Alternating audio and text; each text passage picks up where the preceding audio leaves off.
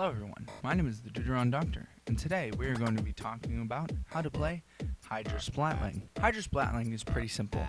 You are the team's anchor, definitely. That and E-Leader are the two heaviest weapons in the game, other than Dynamo, of course. But you are your team's anchor if you are a Hydra. You stay in the back lines and you keep mid. If your team's rushing, or if they're struggling to keep the enemies away from you, you can pitch in from afar and take care of them. Hydra Splatling is very good in Splatoon 3 from my experience. Gear abilities you're going to really want are going to be probably respawn, speed up, I forget what it's called specifically. You're definitely going to want run speed up and swim speed up for sure. That you're definitely going to need, and you're going to need Ink Saver Main, Ink Recovery up. We're going on the list. Ink Saver Main's going to be up top. Swim speed up's going to be second. Ink Recovery is going to be third. Run speed's going to be fourth. Quick respawn is going to be fifth.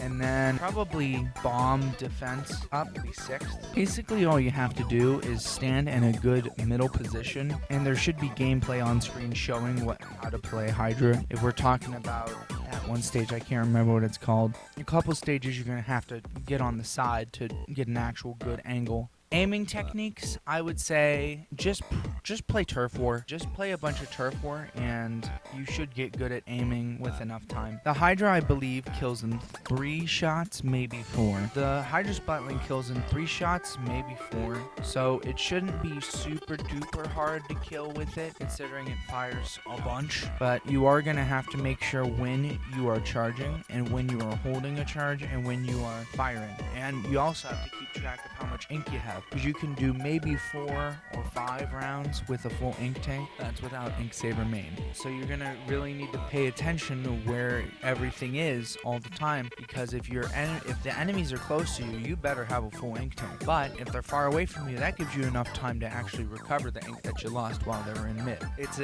not a very fast game. You aren't moving a lot, but it is a balancing of resources. You have to balance all your resources specifically so that you can benefit your team to the best of your ability. The resource management in the game, the resource management you have to do when playing Hydra is a lot. It's very demanding, I should say. Not really sorta demanding in a physical or aiming type of way, because it's pretty easy to kill with a Hydra, but more so in a mental way. You have to keep checks and balances on everything that you do and where you are and positioning. It's basically like playing heavy or medic in TF2. You have to watch your positioning all the time, 24/7. You have to know what weapons the enemy is using, how you counter them, how you get countered against them, and you have to keep track of specials, because you aren't very mobile. So if somebody has Tenta Missiles, Booyah Bomb, a lot of specials basically that you have to avoid by moving, you better keep track of that, because 99% of them at least make you move. There are some specials that you are good against, like the tracking ball thing, net thing, wave something, whatever that is called. Whatever it's called, that thing. That and the big bubbler are very good. Well, they're very weak against you, so you're very good against them. Really easy for you to take both of those down. Another one that is surprisingly easy to take down, and you might not believe me, is the Ultra Stamp. There have been many times where I will shoot an Ultra Stamp user. They'll be like running towards me. I charge it up, and then I charge it up, and then there have been many times where I will shoot directly at an Ultra Stamp while they're coming to me with full charge.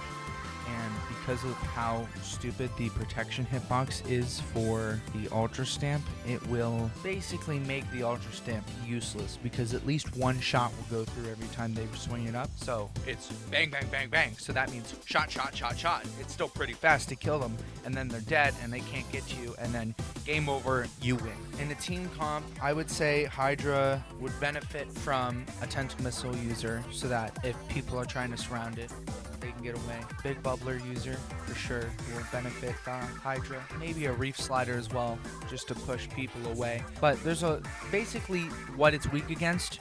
Use what it's weak against when you're on a team with it to help it be strong. That's essentially how it works.